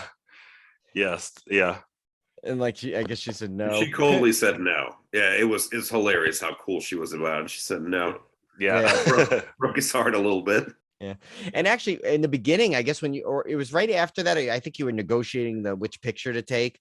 But That's when I was having that nice conversation with Beatrice Bupley, which now we know exactly that's how you say her name is Bupley. She was so kind enough to not be offended when I said we didn't know how to pronounce it. And she actually was telling us she was actually really great to talk to too, because she went through this whole thing of how you know, her sons like didn't want to watch any of her movies and not into horror, and she can't figure it out. But she asked about our logo and if you know, if like, you know, if we sold the shirts. I'm like, yeah, we totally do. It's on the thing. And I gave her a card, and, you know, I said, you know, if they want to come on the podcast sometime, we'd love to have them. And actually, so I messaged her on Instagram when I got back and said, oh, you know, I remember, you know, we discussed the thing and you said you're interested in the shirt. And I sent her the link to the store, and she wrote back, she was awesome. Thank you so much. This is great. It was great talking with you.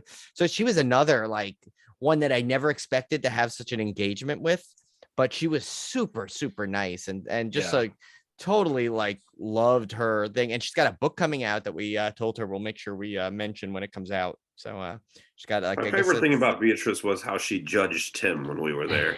Yeah. Tim mentioned that his daughter, who's 12, got to see Oh, yeah, Nightmare on that's Elm right. Street 5 or whatever. Nightmare on Elm And Street, said- The Exorcist. Yeah. Yeah, she looked at you very sternly and said, Nightmare on Elm Street. She's 12. And I expected her to crack a smile, and it never came. No. I think Yeah, she was she- jealous. Because she wanted her kids to watch. Oh man, I was watching stuff way worse. I was watching Yeah. Last House on the Left by the time I was Anna's age. Well, Jeez. we were a disaster of, positive reinforcement, negative reinforcement on each Yeah, other. my mom Yeah. took me to see the Frank Langella Dracula. And And look that how was you from turned out. 79, and I in the theater, and I was 7. So of course I fell asleep somewhere through it, but still she took me to see it. So I was not. Here's the thing though with Anna is I know that Anna is not going to repeat curse words. So I don't mind showing her profanity because I know she doesn't cuss, and she's not going to cuss. I mean, when she And gets that's, older. that's probably what Jennifer Banco's parents thought too. Well, Yeah, I I mean, was I'm gonna not saying she'll say- never. I'm not saying she'll never cuss, but she's not going to cuss. You know, she's not going to take it. I have pretty much confidence she's not taking that to school or anything. So, you know, a lot of times when you see these horror movies, people go, "Oh my god, I can't believe you let her watch that." But really, the worst part about a lot of these, especially the ones back then, was if I'm excluding some of the slashers that had the sex scenes and stuff, but a lot of them it was just profanity. And the violence was really fairly tame. It wasn't like hostile or Saw or anything. So if you Yeah, kind like of when know Johnny your Depp got pulled into the bed and that blood went everywhere. Tame. yeah, but No big still, deal. I mean, she knows it's all fake. So Yeah. I guess you kind of gotta read your kids, Yeah. figure Tim out what they knows. can handle and what they can't. But she's Well, I mean, cool with all that. Steve's daughter's like drawing like horror pictures for years now. And like, what is she, 12 too? I think, right, Tim? Yeah, I mean, and they're things she sees in the house, so it's all fine. Cone. Classic Cone. Then on Sunday, because I was we saw the Joe Bob panel, and we wanted to go like Ken had mentioned earlier, and then Cone and I were heading out, but wanted to make sure we got to a couple more pictures we wanted to get. We met with Laura Park Lincoln, who was great. We had a couple of conversations with her, actually. We had it right outside her panel, but then also Mhm. that day, and we were saying how much we love Roseblood and stuff, and she was just telling us we're gonna try and get her on the podcast for sure. She said she doesn't really want to do podcasts anymore, but I think she said she gave us her contact info, so hopefully she'll come on, because I'd love to talk to her, because she was like so nice, just so super nice about. To be Just fair, discussing. if I was a celebrity and I'd been on some of the podcasts I've seen, I would be Yeah. bored with them too, because some of them Yeah. are really bad. Yeah, I mean, Some she people does- there's probably listeners out there going, yours is one of them. I know yeah. I just listened to you for the hate, but yeah. Yeah. But but she was one we wanted to see. We wanted to see Patty Mullen from Frankenhooker, because Tim is is new into the Frankenhooker world. I had seen it back in the day and a couple times. I watched Frankenhooker. I'm so glad I did too. Yeah. I watched Frankenhooker for the first time Wednesday before I left on Thursday, and I absolutely loved it.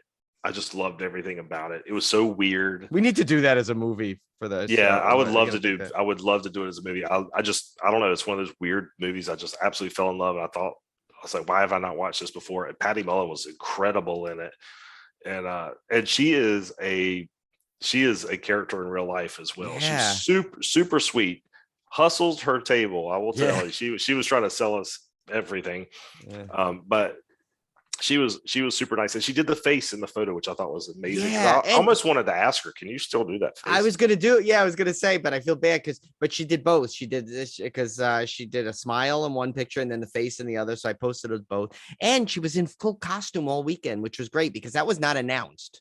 You know, some of the guests had professional photo ops where they'd get into costume, like Beatrice was in the nun costume.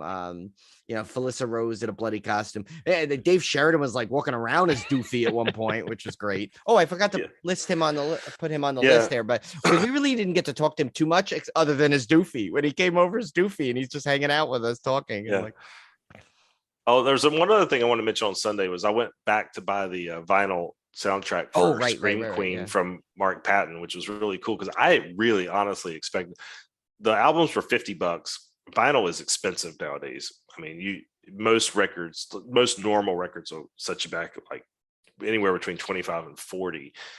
And when I was looking online, this one was going for like 75. So $50 just for the record was actually a really good deal. And it's one of those that it's hard pressed. You're gonna be kind of hard to find it. You're not gonna see that in a record store. So I went back to go get it. And he actually threw in the autograph and the selfie with the purchase of the record. I think that's how I missed the selfie because I didn't think you were getting the selfie. Next thing I know, all of a sudden you took the picture. I'm like, it's the one I didn't get in. Yeah, I think he just kind of pulled me. I mean, I think it wasn't even. I didn't realize it either. He just kind of pulled me to the side and I did it. But I thought that was really, really awesome. And I posted that in our local record store that I shop at is called Record Bar, and they have a Facebook group. So I posted that picture in the Facebook group and told the story about it. Which cool. I need to reach out to him. Hopefully, I want to get him on the show. I think he'd be a great guest to be on. He's so fun to talk to. He's probably got a million more stories to tell us, so he'd be great. Then we saw, I guess, then the final thing we all were part of was we finally got to go because Abby introduced us to the great Jennifer Banco. And because it was like I said, every time we had tried, we only had to talk to her briefly right outside the I think for a few seconds when she came outside the panel. But so we got to see her there, and it was a bit of a wait, but it was worth it because she was super friendly and super, gracious. And as we said, we had a Butch Patrick's photographer with us taking our pictures here, and that wasn't even good enough for her. She yanked the phone out of Ken's hands because he didn't figure out the flash, and she wanted the perfect picture. So in my defense, she wears voluminous hats. These things are lots of hats. She's very stylish. She wears great hats, but I was having a bit of a struggle there getting the shadow off of her face, so she handled that for me. I need to know the story of the awkward hug, though. I don't think I fully got the full story. Well, we will say, I have to say though, she like right up there with Felissa Rose's hug in terms of like quality, like genuine, like appreciative hugs. But we'll like Ken's hug was on the awkward side, I think. What are you talking about? I don't know what happened. All of a sudden, I just saw you guys. Something moving around like you went the wrong side. I don't know what happened. Ken was going in for some tongue or something. Yeah, we don't know what Ken was doing really. Well, I mean, don't be haters about this just because I'm better at this than you guys. No, it's exactly what you said, right? This means very much to her, and she's a great hug giver. And the way she does her hugs for any of you audience that might meet her someday, she likes it heart to heart. So she wants your left sides pressing against each other. That was important to her. Because I was standing on her right, I was going right side to right side, which then resulted in her trying to duck to the other side and almost a head-on collision. So no nefarious purposes there, but I got a great hug on the back end of it. I was just the one that went first and unfortunately was standing in the wrong place. Cone, did you get a hug? I can't remember. Were you there or you were off to the side? Oh no, that's right. I was going done. That point. Yeah, you were Cone was getting you kind of called me out on that one, Brian, because I kind of snuck in there. You guys paid for the selfie and I got a hug with you guys. So yeah, that might have been. I know, but she gives hug. She probably would have given you a hug anyway. She's cool like that. She's super. I'm sure otherwise she would have cussed me out. I'm pretty sure of that. No, not her. She's too nice. She wouldn't do that. She would, and actually, she was like, we told her how she like totally like made the karaoke experience so much fun because she like made it so lively and constantly keeping it going, which was great. But yeah, so that after that was pretty much our final round. Oh, well, I guess I'll talk about this in the the vendors that we didn't get discussed in the thing. But one thing I want to mention is just some of the cool cosplayers we saw. We saw that tons of Jasons. Yeah, I'll get to the picks, guy. A lot of Jasons, all shapes and sizes. Stinky Pete was interesting character. That was the guy walking around with a diaper filled with Nutella or something. Yeah. We hope it's Nutella. Yeah, we think so.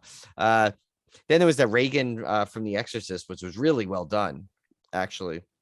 And she actually that one. sang. Where was that? She sang too. Remember, she sang on the stage. It must have been off getting drinks. If you look on the New Jersey HorrorCon page, you'll see her a lot. She appears.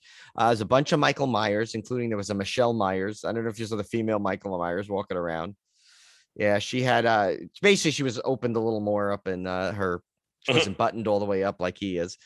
So you could tell it was a female Michael Myers. There was that creep show kid, Cone, that you and I saw. Remember, like there was a kid that apparently cosplayed since he was like 5 years old. He went as Leatherface originally, but I think you that's when you guys brought the pickles upstairs. I guess Cone and I were looking, he was taking pictures with everybody. Then there was Barf, as we mentioned. The Phantasm dude was awesome.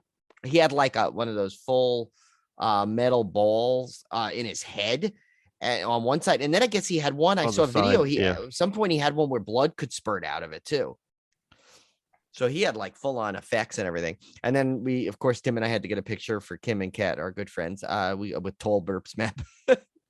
Oh, there's also a kid dressed as Pennywise that was really good. Oh yeah. I forgot. Yeah, that little guy was creepy, man. That was creepy on a kid. Yeah, I apologize for anything we've left out. There was a lot going on. We tried to. Ken was taking notes, and I was taking. We were trying to get the most of it all, but and there was drinking too. Yeah, and there was drinking, and and Cone. No, but yeah. So some of the other vendors, of course, like Ken mentioned, we got the pickles and hot sauce from the Pickle Monster hot sauces. That guy was a great seller. He had samples. I mean, I bought a hot sauce, which I couldn't take on the plane, but Ken's going to ship at some point. And then, you couldn't get it on. Okay. No, I had some of it already. It's really it was right over 3 ounces, so I didn't want to take the chance of them confiscating it. And then I would have bought some pickles too. I'm literally eating those right now. I mean, I was eating on the side. You guys are seeing this through the video, but they're fantastic. You can get them online at what is it? Pickle Monster Hot Sauce. Yeah, he wants to come on our podcast too, so we're gonna have him on. So Ken, maybe you'll have to come and make a guest appearance on there. I think if Cone was there, he probably could have sold us a duck penis though too. Probably that guy had pickled duck penis. Yeah, pickled duck. You're right. One of the things I got to get the Liza. So they, I bought those 6-pack of the cupcakes from the coolest named bakery. It's called Living Deliciously. Of course, a bit an homage to The Witch, which Tim and I absolutely love, and so I thought that was a perfect title. So and these are really well done cupcakes. So like they had one, it was a Crystal Lake one, which was like s'mores, and it's like kind of themed to the cupcakes. And there was a Midsummer, which is just a strawberry lemonade one. The Meat Eater one had like maple bacon and a brain in it. The Slasher was really cool. It was red velvet and cream cheese and had candy glass in it. So it was like everything was edible on there. The Exorcist was vanilla and chocolate, but the chocolate was green, like a little green slime blob on the top to represent the pea soup. And the Beetlejuice was a purple vanilla one. And there was also, the Hereditary, which was chocolate and peanut butter. All of them phenomenal. And somehow Julie and I split them all. We had some the first night, and the next day we had the rest, and it was completely moist because I guess she's local, and she said she went back and baked some in between. So like whatever you got on the day you purchased was made that day before. So good quality stuff. So yeah, I'm going to definitely keep them in mind. Of course they don't ship, only, deliver locally, but and then, the coasters from that guy you guys bought, Bowman and Butcher. Yeah, Bowman and Butcher was his dad. I think his daughter helps as well, but he made these are really cool. I bought the complete set of Universal Monster coasters. They're slate coasters. Yeah.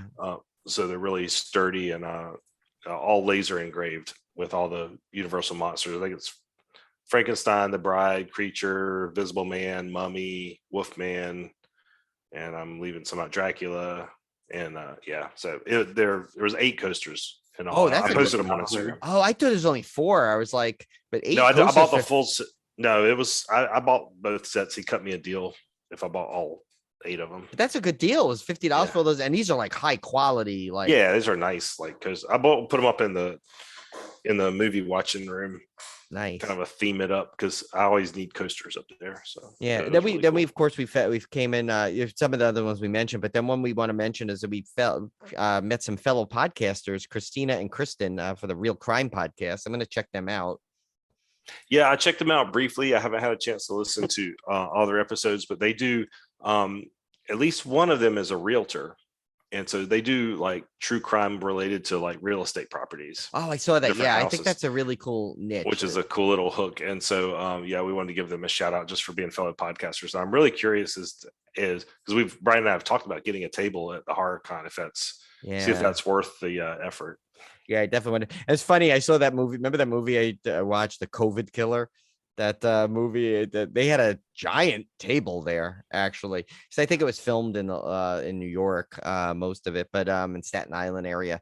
But it was kind of funny because I was that was a movie that Jeff Whitmire and Emily were like questioning, like, because I guess Jeff Whitmire posted it on Twitter, and I said, like, they're like, whoever watches this first has got to give me a review. So I bit the bullet and I watched that one first. Nevertheless, was not an enjoyable time, but it was funny. So I told them that they had a table there, and they said, "Did you go up there?" And I said, "No, but I should have," and I asked for my 90 minutes back. But that's mean. But it just was not. I know the movie was weird. It's on Tubi if you guys want to check it out. I think it was just I expected something different than what I got. No, it's a tall order to make anything out of something that we all hate so much to deal with these days. Yeah. There's one thing America can agree on is that we're all tired of COVID. Yeah, well, this was like the plot was that it was like a killer going around in a surgical mask, but yet no one else was wearing masks in it. So I'm like, well, it was some weird thing. Go check it out yourselves. I can't even describe it, but I guess so I went on I'm looking at the guest page that we list. I think we pretty much touched everybody, touched on everybody that we saw. I think we covered everybody there. Yeah, I mean, we did not have one bad guest experience. Basically, they were all good. I mean. Most of these shows, these cons, the guests are, well, I guess Conan, we might have had a couple of odd experiences at like Chiller before, but, not like that they were mean. They just were, it's at a different level at this con. I feel like I feel like you can approach them and they're like welcoming you over and really want to have a conversation with you. I think because the con is not as crowded as some of the other ones. So I think it lends itself to that. But you can take your time. Yeah. Before we wrap it up, of course, you know how Tim and I feel about this, but Cone, you've never been to this one, and Ken, you really haven't gone to a con in a while either too. So I want to really hear your summaries on what you got out of this con and what your thoughts were on it. He's pointing at you. Sure, I'll go. I feel like it's definitely worth the time. I don't know if it's worth a full weekend because honestly, the con floor, you could do it all in an afternoon. But if they don't promote the panels as much, but if you look at the schedule, then you can justify it. But cost wise, it's well worth going. And again, it's in a casino that is now a converted, it's no longer a casino. So, well, remember, we didn't even take advantage of any of that. There's a whole film festival going on too. Right. So if you're really into that, like we could have gone and saw like films for a few hours and but we just chose to concentrate on the con and its other elements and hanging out with friends and people. But so that's why, you can get the full value of it if you do something like that. But yeah. No, but like you said, everybody was personable. So, what about you, Mr. Ken? Yeah, I gotta say, I got just a different perspective than Steve because Steve, you've been to a lot of cons. I know this from talking to you and Brian and Tim here, and it's my first one. Also, my first time hanging out in person with all of you. I met Brian briefly. I don't know. We had like 3 hours together before this, maybe. And of course, I know Tim, what feels like my whole life, but for decades now, God forbid. But I never met Steve at all, even though I felt like I knew you like you were my neighbor. So, I think I agree with what Steve's saying about we could have done the con in maybe a day, probably faster if you're by yourself. But as a social experience for the four of us to go through it together, running into Abby and meeting new people that were not necessarily celebrities, just folks who were there. And then combining that with meeting the celebrities, especially when you got somebody like Abby that's somewhat connected for the Black. I don't know what her deal is. I don't know. We never got to this. I She don't know how goes she to knows all every this. con. That's why she's gone I to like guess. everyone that's in the area she goes to, and you see how friendly she is. I mean, Abby's such a doll, and she's so friendly and personable to everybody. So she's Just a brand memorable to ambassador and a them. mascot. Yeah. Just Yeah, I mean, builds Yeah. connections. If I did that, if I went to every con, I'd just get arrested as a stalker, and that's the difference between her and me, I guess. well, you know, keep she's- trying to kiss the celebrities and put it under the guise of I went the wrong side of the. No, I'm just kidding. Yeah, fair enough. I'm just messing And, with and you. of course, her reaction from Jennifer Banco when she Yeah. walked into the panel late, and here's a language warning for in case any kids are listening. But Abby walks in and Jennifer Banco looks at her from the stage, and what does she say? Hey, It's like, bitch! hey, bitch. Yeah. Yeah. Literally, that's what she said. Priceless. It was priceless. Clearly, Abby In the best way, in the nicest way possible. Oh, she yeah. said it that way. Absolutely. Yeah, absolutely. No, yeah, it wasn't heckling or anything. It was absolutely a friendly thing. But my point, I guess, I went down a rabbit hole here, was that as a social experience, I'll take all 3 days all over again. I don't care what the ticket cost. And it wasn't bad anyway. It was relatively affordable, all that stuff. But it was such a great thing to do with a bunch of buddies that are, in the same mindset about the horror stuff. And it was, when we had kind of worn ourselves out on walking around the floor, I don't think we ever came short on finding something else to do. And that was what was really enjoyable. I do this again tomorrow. Maybe not right there with the Yeah. same people, somewhere else with other folks. But some of them I'd love to see again. And, it seems like you can't go anywhere without Felissa being there. So that'll be impossible. Yeah, no, and like I was gonna say, like I don't know if I'm sure Tim kind of feels the same way. So it's definitely a different experience.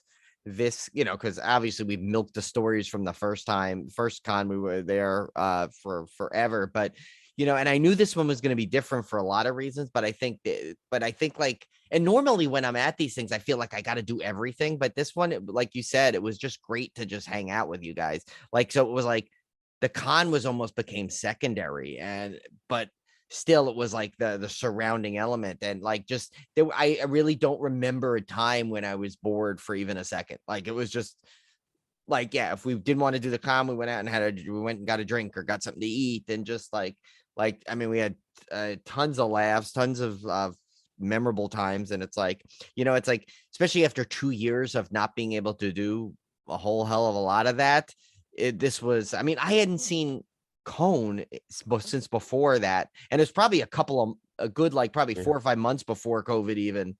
January 2020. Yeah, so I mean, it's to get to just this, see him again, and just all of us just hanging out and having a good time, and everything was like, it was such a great experience. I can't wait till we pick something else to do again, and we do it again. Yeah, we didn't even break out the board games. We did have beers though, so that counts for Yes. something. We did. Yeah, and the thing it taught me too is, we all could have a great time no matter where it was. Yep. We'd be in an empty building, just throw us a board game, and we'd be laughing and having a ball. So, it's one of those things where I agree with Brian. The first time we went, we were really focused on the show, on the podcast, and getting content for the podcast and making the most of the convention. And this time I never felt that pressure because I was there just to hang out. And, It's because you had staff serving you hand over foot. I did have, well, that's True. We did have handlers, but yeah, we did have handlers. But see, now Steven and Ken are getting so famous for being on our Yeah. show, they're gonna have to have handlers I now. know. So then we're gonna have like 4 talents and we're gonna have to find some other handlers. yeah, But I did change our group thread to Civil Gore ×4, so it is like the Civil Gore 4. Yeah, that's Yeah, the Civil War 4. That's Well, awesome. I'll say this: looking at the celebrities there, including Darcy and Joe Bob, who are well known, who had no real handlers 99% of the time, I think we're hopeless. And we might be able to find someone hanging out at the Bon Jovi rest stop. Well, a lot of their handlers are volunteers, so Yeah. maybe we could scrounge some people to volunteer. I would still love to do a table one time at one of these though, just for fun, see what happens. Yeah, I would Brian too. will knock it over. Probably. be Well, that's what interesting. you guys will be there for, to make sure I don't. Well, I did manage to climb up on a large step stool and change a light bulb today without falling and killing myself. So that's a win. We weren't there to witness it. We don't believe you. Julie will tell you. I'll have Julie send a picture of a video of herself explaining it, and I'll put it in the group chat. So So guys, we're gonna have a great episode next week after you're hearing this, because we finally got the interview we wanted to get. That was we had a time with that interview. Not the guest's fault or our fault for that matter. It was the weather's fault. This freaking weather that also made my flight crazy. But we're gonna have a really, really good show coming up for you next week. Yes. So thanks to Ken and Cone for even after spending a whole weekend with us, deciding to spend another couple of hours as we're all Always recovering. a pleasure. Happy to do it. But yeah, so thanks again, guys. Great seeing you on there, and great seeing you again here. And I guess it'll just wrap it up. And Yep, my voice is shot. yeah, As it has been since about noon on Saturday. pretty so. much. Yeah, repeating the Who line calls it? "Cone Street's back tonight" over 1,000 times could kind of do that for you. So. Yeah. Later, guys. Hey, take it easy.